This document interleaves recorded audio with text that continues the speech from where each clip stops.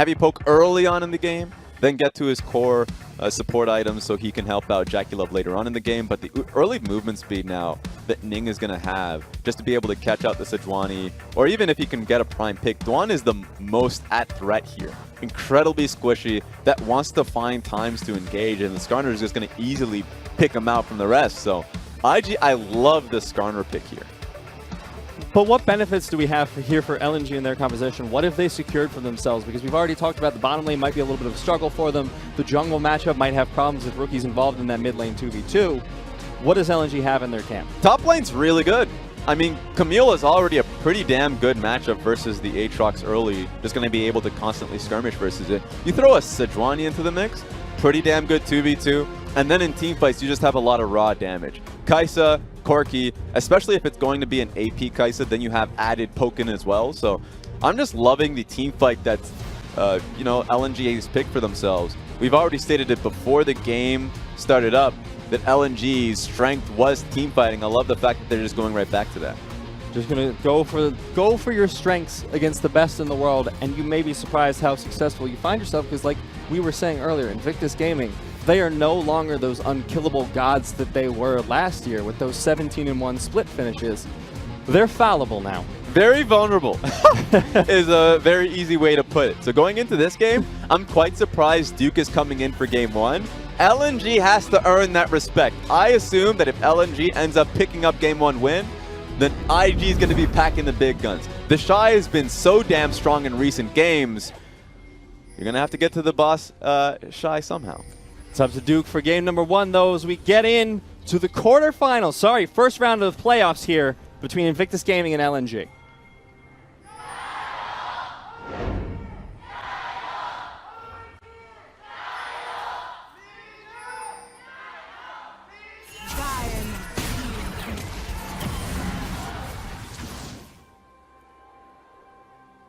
Nothing too fancy here about this level 1. Just scouting out all the possible entrances there on the side of LNG. A little bit of poke coming down early from Rookie, but it's not going to matter a whole lot. Doesn't even have the Klepto to get extra gold, so... Yeah, going on to that point, though, going towards a Comet instead of an Airy pick, so you now expect it to be a Luden's Echo pickup really early on. Dwan is going to be feeling the pain here. Nice W. Just get out of there. Flandre scrapping a little bit early with Duke there already. And that's great for him. Not only does he get a little bit of chip out, he's Klepto Camille, so... He was confident in the early trades simply because of the passive when you go up against Aatrox. Makes it so much easier to get right in there. And also now you got that extra little bit of gold. Wasn't lucky enough, I don't think, to cash out, so that's still fine. Not going to be able to pick anything up, but look at that deep ward he put into the blue side of Invictus Gaming. They want to know exactly where Ning's going to be in the early stages of the game. But SOFM and Ning both starting towards that bottom side of the map. Not going to see too much action from the jungle just yet. Rookie misses a Q. Fen gets away with a free auto.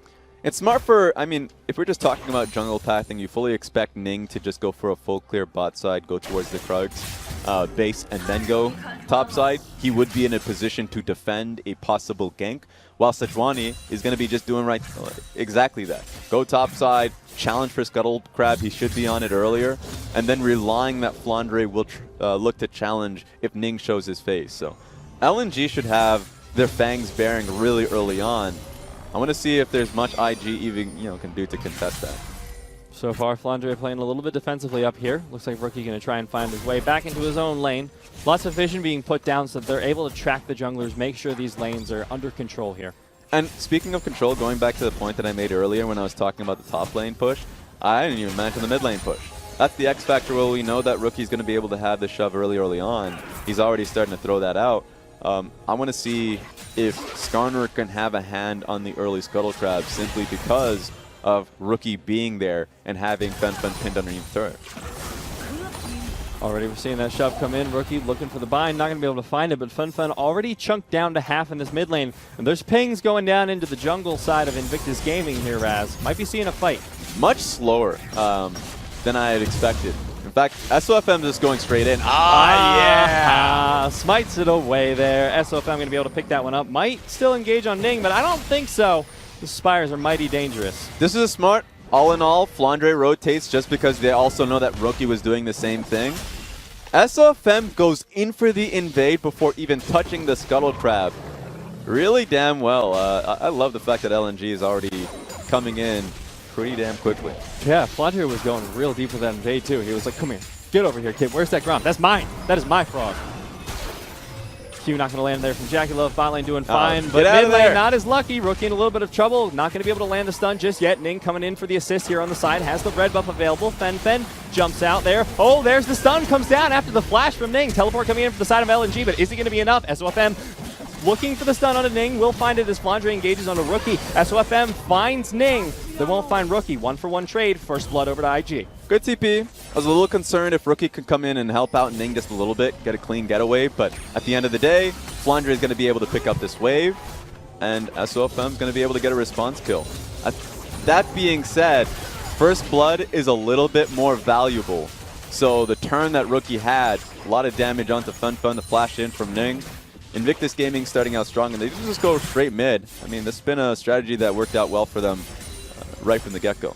Flandre going to be able to push that wave in, get himself back to his top lane. Want to see what he picks up here. He, of course, does have the Klepto, and it looks like Fen might just be staying here in the top side of the map to get that matchup against Duke. I think he's just picking up the wave. That's all it is. You want to have Corki stuck right through the mid lane. They're just going to see what it is. At the end of the day, if Corki gets a clean shove out and can rotate back mid, then that's fine. But taking a look at this replay, the moment Ning comes through and they can focus right back on Fun recognizes it and he just, Valkyrie's out. Unfortunately, was tagged pretty easily. From this point forward, Rookie doesn't have any mana, so of course they're not going to look to turn. There was maybe a hope that he would be able to get another shield off on Ning, but at that point he needs to be able to save himself with the TP coming through. So good defense from LNG, but an even better, first go at things with Ning being able to help out, get that first kill, and now he's going to be at least a little bit ahead. Flandre having a little bit of trouble trading into Rookie here. That Karma versus Camille matchup. That one I can see I'm well versed in. SOFM looking for the invade, might be able to find it on Ning, looking for the stun once again. Finds it, there's the flash in. That is a huge engage there from Dwan. They might find him, they do. Dwan coming in hot, man. I mean, already, if you already take a look at the experience difference before that even happened, 1 level advantage, and Dwan's already getting the early roams going. Just the back timings that Baolan had there, so good stuff coming in from LNG. Early game, pretty impressive from LNG, and worth noting that despite that gank in the mid lane earlier, Fen has not blown his flash yet. So he still has that available. He just wasn't expecting Ning to go that hard for him. Yeah. But I'm not going to blame him for that one. That's cool. Look at the minimap right now. So a lot of great control coming in through from LNG. Should set them up pretty easily for the Mountain Dragon. You can already see Flandre rotating bot side too. So at this stage in the game, while IG had that first punch, it's been really difficult from Ning simply because of the early invade that Sejuani put through. So I'm pretty happy with what LNG has been able to output in with Sejuani in tow. It's still going to be, like, if we're just talking about early laning expectations, Jackie Love and Baolan should just be easily able to poke out and shove the lane. But before I talk about that... That's a huge engage there coming in from Flandre. Already used the Hextech ultimatum. Duke going to use his ultimate as well as SOFM comes in for a gank. But that's going to be enough to deter it. So Flandre just going to be by his lonesome once again. I want to see if we can get a full shove out here on top side. Sejuani was leaning just in case Duke tried to go a little further. Had the HP advantage, of course, but Duke's playing pretty safely here, which is nice to see. A lot of the times when, the Shy's put in that exact same situation regardless of jungle pressure, Boy just goes in. He just wants to test his limits on that one. But a lot more of a safer early game coming in from Invictus Gaming. It's one of my favorite alternatives. Oh no, Jackie Love, he's not going to be having fun with this one. Engage goes down, but won't even need to be saved there by Baolan. They got to be careful though under this tower. Don't have eyes on SOFM right now. They might know he's in the bottom quadrant of the map. Seems like they think better of that engage. Back off, but Flandre's in trouble. There's Q1, flash away from the W in the Q2. Flandre was not happy with that trade. This is a pretty disastrous miss on hookshot because that made it so he suddenly couldn't get out of range on the W, was easily able to be picked off and had to use flash there. So at least, both top laners flashless. That's a positive, but easily avoidable from Flandre. The lanes have reset as well. Flandre's rotated back towards the top side, Fen back towards the mid, and Duke's been making the best of a bad situation in this matchup. Because we were saying that Camille, great matchup if you get the jungle pressure as well, but only down 3 CS is Duke.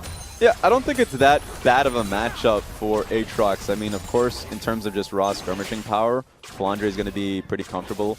But before I even talk about that... Oh, no, they saw him! Womp, womp. All right, okay, we cool. We're all right. At least sits around so he can let them push out. They're going to look for a base timing right now, but... to my point up top side, I think both sides are happy. If you have an Aatrox in a game, they're still going to look for it. Wow. Oh, they're going for the dive, and they find it onto Dwan. Teleport coming in as well. Invictus Gaming aren't done just yet. Flash in, flash force from Asura. Balan comes in with the ultimate as well. Asura, I don't think he's going to be able to get out of this. 4-man dive into the bottom lane, and Invictus Gaming pick up 2 kills. They got took off guard by that. Especially with, I mean, JackeyLove's been sick for a long time. I just thought they were just going to look for a base the moment Skarner was shown on the map on it. So they got a lot off of what was a preventable situation. LNG didn't respect it. Speaking of lack of respect, let's see if they can get something off of Rookie. Rookie's just going to be safe here. Yep, no dive coming in from SFM, and Fen as a result just takes half his HP for no return, but they might be rotating down towards this Mountain Drake at the very least. Been on the map a while, they did have a control ward in there, so they know it's clean. Rift Herald spawning in a few seconds as well. But man, yeah, let's take a look at this one, because it's not as if there was any lacking information. They knew that Sejuani was topside and that the enemy jungle was down bot. It was more so the point that it was a large wave pushing into their turret. They thought that the jig was up and that Invictus Gaming was keeping their jungler down bot side to get a base off. That wasn't the case at all. Varus ultimate and empowered Q and follow-up damage.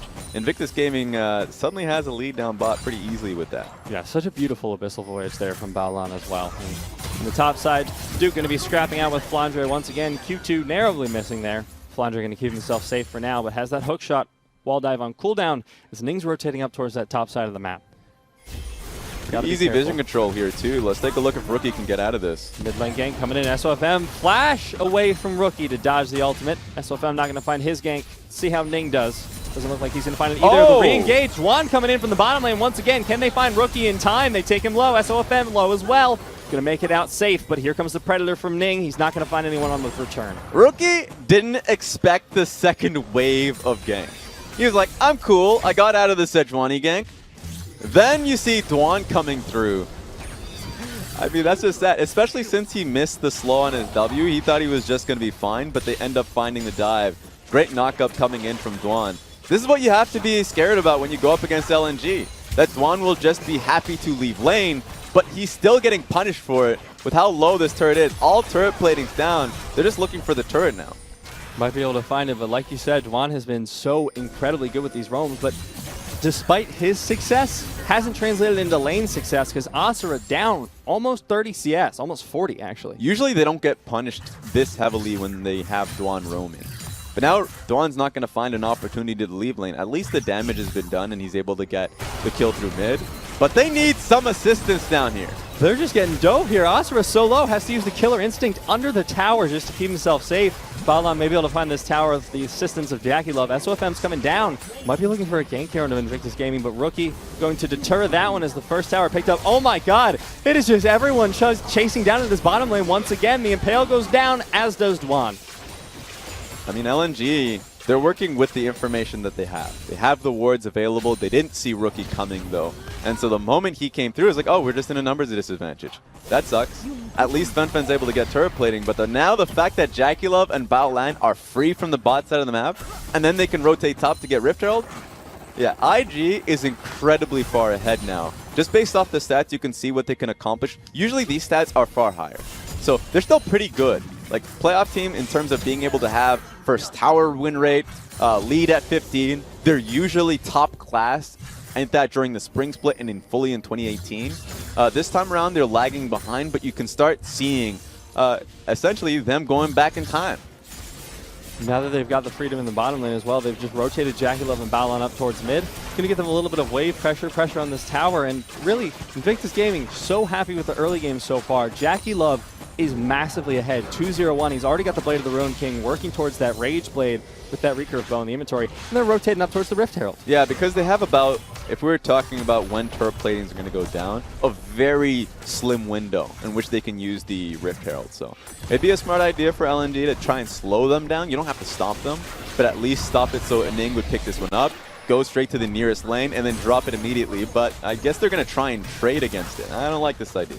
He's got to pop it literally right now if he wants to get those turret platings. Looks like they'll be able to do that. They've got 4 members here in the mid Get there lane. fast! Go, run, Harold! Shelly, dive! Gonna see if there's any result there. Doesn't look like it. 13:48. All right, made it in time to take down those 2 turret platings. LNG a little bit slow on the rotate as well. Asura down in the bottom side. Looks like they're just going for a full-on engage under the tower here. FunFun barely survives, but Juan comes in with a beautiful ultimate. Not going to be able to find anyone, though. Because there's no follow-up. I didn't like the engage because FunFun was already down to 10% HP, but Ning, oh my god, Ning was a bit aspirational. You're not going to get anywhere near him. I don't like that one. Yeah, that's a flash down on a Skarner. He's still got the Impale up. Not sure what he was thinking, but you know what? I can respect that. Yeah. So this is a weird game. I think LNG took this one off. They could have just tried and buy some time so they don't lose turret platings through mid lane. I was very surprised that the Corki didn't just die in that situation, but all right. At least they now have bot lane turret completely. They have so much gold now, 720 of the turret plating gold onto Asura. So if we're just talking about what late game LNG really requires, they have been getting it done. Have the gold on towards Asura. FunFun has been fine so far. 157 CS is actually pretty damn good. So they got that Rocky montage thing going. It's more so IG just having a very dominant early game. Well, and it feels like the game state has changed in a blink of an eye because you look at the mid lane matchup before, that was a huge CS advantage for Rookie. He was up almost 20 CS at that point, and down in the bottom lane as well. That was a huge deficit for Asura, but you leave him down there when Invictus Gaming goes for that Rift Herald, you give away 5 turret platings. Let's see what LNG can do about it, because they do rely on one big team fight. IG will always have the numbers advantage with how freely they've been able to use Jackie Love, but mid lane's been just flatly, I mean, no one's pushing it. Let's see if they can get something. Flandrig is impaled. Invictus Gaming, they may be able to find the pick here. Hextech Ultimatum not going to save you for long. And Invictus Gaming decide that's the way they're going to get the Mountain Drake. But LNG, since the Drake's reset, they're sticking around for a little bit longer. 1,000 HP. SOFM not going to look for the steal. Invictus Gaming secure away, tying it up 1 Mountain Drake to 1 Mountain Drake. All right, let's see if they can push them off from mid.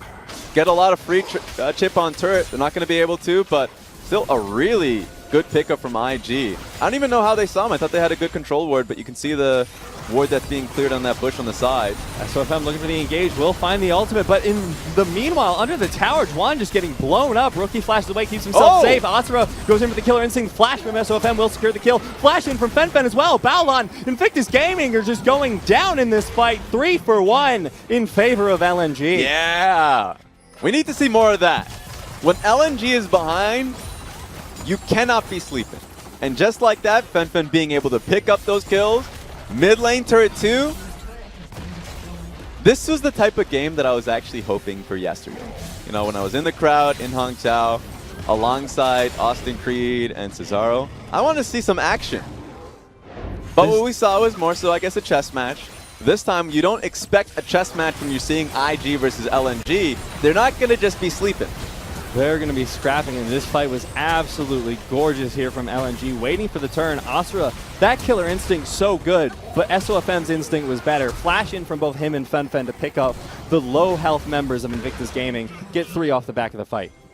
All right, I mean, at the end of the day, just want to see if LNG could find a few more opportunities like that. When you have a Sejuani, Camille, and a Rakan like that, you can find opportunities, but I guess they found an opportunity themselves. Dawn's going to be able to get out. You don't have follow-up. Especially if you're going for a Rakan, you just need to be able to have Rookie on the same page. He was right next to you, but only reacted once the ultimate came through, rather than, you know, being able to run in on the call. So this is just going to been a weird one for Ning, using his flash earlier on when the Camille was nowhere near him. At least he was able to find that dragon fight and pick on the Camille then, but it's been hit or miss.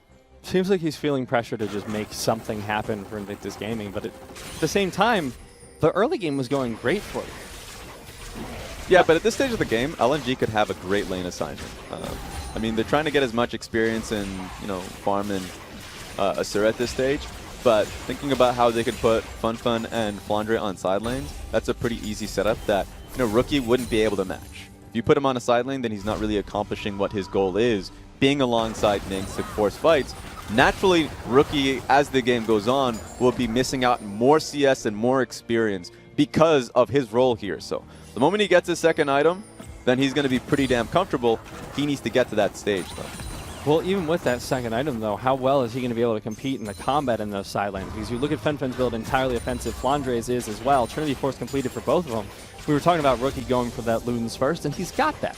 But his second item's going defensive. He's got the Forbidden Idol. He's got the Aether Wisp. Not going to be a ton of damage from the items. Well, yeah, that's why he needs to be with them too. So that's the goal here, I mentioned. Just want to see what we get more out of IG. They have great vision to the left side of the mid lane, so they should be able to at least get a pick on mid lane with flash up on Ning. Let's see if that opportunity presents itself. Ultimate's already down there from Jackie Love. Not going to be able to find a whole lot off the back of it.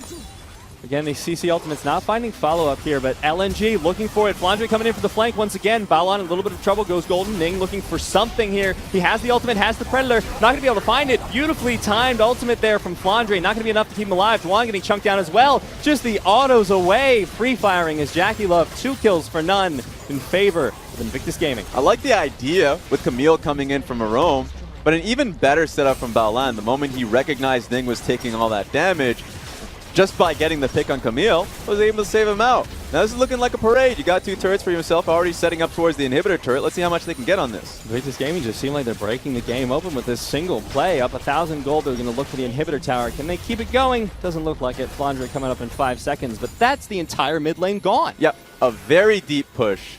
But there's actually heavy pings now for a flank, but that's not going to be a possibility. From where, LNG? Yeah, not even close. So at least they're going to try and push them off, force them to go all the way back so they can reclaim vision, but you run the risk of something like this. Oh, they're looking to turn the fight. FenFen in a little bit of trouble. Dwan maybe looking for the engage, not going to be able to find it. Invictus Gaming playing very carefully, but this might be the Baron pickup here for LNG. All right, desperation. They know that there's no ultimate from Ning and Jackie Love, so if they want to start a fight, Duke has to be the person to go in. Half health on the Baron. Invictus Gaming need to go in now if they want to find it. That Baron is getting chunked down. It's taken away by SOFM, which means LNG need to get out of this safely. They turned the fight. They might be able to find it, in fact. Asura gets 1 kill. Jackie Love so low. The killer instinct into the back. Double kill so far for Asura. He finds the triple. Can he find the quadra in the ace? Invictus Gaming struggling so hard. One beautiful play, and this one not as good. The ace and the quadra kill for LNG Asura. They killed that Baron buff so damn quickly. And I love the fact that LNG just challenged them. Moment they went towards the inhibitor turret, they were like, all right, you didn't base. You took the opportunity to take the turret. You didn't think about the exit strategy. They chased them down the mid lane, and they recognized that if you don't have the ability to fight without the key ultimates, we'll just force that same situation. And it's so easy to actually snowball those fights and basically pick off the people trying to run off when you have Camille essentially with max hook shot. So you can just chase them down. I want to see that team fight one more time because this is all the way back too. This is good. Because how you were able to see the setup behind it, I mean, initially it was a great pickup from Ning. And he was taking so much damage, which is why Balan had to come in. Now this is all the way forward, so you don't get to see the reason why this Baron buff was actually nailed. But it was because they went for the extra turret for the inhibitor turret. And they stuck around way too long. If they had base come back onto the map, they lose Baron. Especially up against Kaisa and Corki. And Camille. So they tried to pick a fight, tried to steal Baron, and they lost all of that. A huge gambit taken by Invictus Gaming. Now LNG from a down position have figured themselves out a 5k gold lead, the Baron buff for another minute 45. It's just 22 minutes into the game. Yeah, 2 calls that LNG made. One in the mid lane when the Sejuani went for the pick, and now of course in that Baron situation where LNG were willing to take very smart gambits. And it's been paying off. That's the confidence that we were talking about when you are a roster led by SOFM. If he finds an opportunity, it really just comes down to the rest of the team to follow. The follow-up has been there for LNG, but when Skarner has been finding a pickup topside, it's not necessarily blaming the rest of the team. It's just purely communication that hasn't been spot on for Invictus Gaming. For LNG, though, it has been absolutely magnificent fight after fight. And off the back of this, they're putting so much pressure around this top tower, rotating down towards the bottom side of the map with Asura and Flandre. So they may be looking for a pick here onto Duke. He backs off wisely, knowing that there's no one left on the map. Now, just 56 seconds remaining on the Baron buff. I don't think LNG can find anything else with it. Yeah, the problem with IG's composition is that they descale incredibly hard. If the Karma had a good partner in crime, let's just say if they had a Kaisa themselves or a Xayah, something that has a lot of late game damage, that'd be fabulous. But the problem is you have, you know, great Ardent Sensor, you're probably going to have a second item with it. with a Varus that is going to actually never have a safe position to fire off with a Sura who's been consistently diving into the backline. And so right now LNG are in a pretty damn good spot. The only concern that I have is that when LNG have these advantages, they start to like slow play it, and there's usually one person, I would say primarily SOFM or at times Duan, that would get picked off in these late game scenarios. Now it's still 25 minutes, so I want to see if LNG can clean this game up pretty quickly, pretty easily. It's just all in the execution from here on out because they have the items, they have the gold that they need. If you just look at Asura's items, he's picked up 3 already. He's got the Mana Immune, or fully transformed into the Muramana. He's got the Runin's Hurricane. Yep. He's got the Rage Blade. He's got good. a QSS. He's fine for the rest of the game. Those are the items he needs. QSS on Flandre as well, and Duan. Look, all 4 members. The only one that doesn't have a QSS there, of course, is the Sejuani. Rightfully so. If he's the one that gets targeted, then he can start the fight to follow up, which is great from LNG. The rest of them have QSSs. They're all prepared to pay that tax for Ning. So Invictus Gaming, if they want to take the fights going forward, I would say, throw in the Jaculov ultimate. You have to start really, using your ultimates incognizant with each other. Try and get a QSS off so you can start to use the Skarner Altar or someone else to just to follow up on that. It's just very difficult. In terms of ease of play at this stage of the game, I like LNG's comp because you can play side lanes very easily with Corki and the Camille. It's going to have to be Ning, as you can already see right now, that can get a side lane pickoff before LNG can group up in another lane. So we'll see if that's ever going to be successful. It's up to Flandre to make that mistake, but he's not even looking like he's interested. And this is really impressive from Flandre because one of the problems that I had watching him last split was a lot of times, especially when he was on a split push side lane champion like the Victor that he was put on a few times, he'd just go a little bit too far out in the lane, a little bit too far past vision, get picked off, and LNG would lose their momentum. But this game, that doesn't look like it's going to happen. Yeah, it's all about patience. And we've certainly seen that from LNG in their last series versus Suning. I think a lot of people, when they saw that last series, they were so much focused on Suning that didn't have that much motivation to win that series because they were already in the playoffs, that they didn't really pay much respect to LNG, who definitely overperformed at that time because it was a do-or-die situation. And it really, in my opinion, if they had continued that and they're looking to continue that in the series, then they're a real threat to Invictus Gaming. So I want to see if there's going to be an adaptation, regardless of if IG win or lose this game, that if we see the Shy come back in, especially with having that conversation with the coaching staff in the back. I know Leon is also a sub that's available to use. So all of these questions are certainly at play in game 2, but it really comes down to, that next team fight. Baron buff is definitely on the table, 5 seconds into it. And if LNG can consistently play these fights well, then we're certainly seeing an LNG victory in game 1. And now Predator has been popped by Ning. He's looking for an engage here. Righteous Glory as well. Flashes in unison from Ning and SOFM. So at this point, that engage, that team fight we were looking for might not be happening. That was a good opportunity, though. Knowing that Sejuani was the only one without QSS, he had a pretty damn good window. Everyone else was doing Dragon or was simply not a part of the play. Now that they're fairly grouped up, teleport coming through, yeah, you don't want to touch that Sejuani. I want to say if you can burn her down, you're golden, but if you look at the damage on Invictus Gaming, I don't even know if they could burn her down. Most of the damage that you're going to be doing is going to be coming from Jaculov, and sure, you got the Ardent Sensor on Rookie to speed him up, but there's only so much you can do to a Sejuani with her passive and Aftershock. Here we go. Baron already down to half health. Invictus Gaming looking to contest. Flandre going to find an engage onto Ning. Dashing in. Juan to follow up. X-Deck Ultimatum goes in. Asura's already popped off in the back of the fight. Killer Instinct to go back forward. Oh my god, it's a disaster for Invictus Gaming. The ace comes in once again. Another quadra kill for Asura, and that's going to be game number 1. Yep, they got the mid lane wave. They have a Camille alongside him. 30-second death timer. Just a real confident fight coming in. And IG just looked, as you mentioned, in that fight, it was disastrous. I know the composition was rough for them, but they just didn't have answers. And now going into what was a very quick game 1 for LNG, you got a lot of questions. My answer is the shot. But LNG looking so good in game number 1. You were expecting them to take one game, Raz, but were you expecting them to take it in such a dominant fashion? Yeah, this is a much cleaner LNG. It reminds me of the earlier weeks that they had. And a constant point that we have for LNG throughout this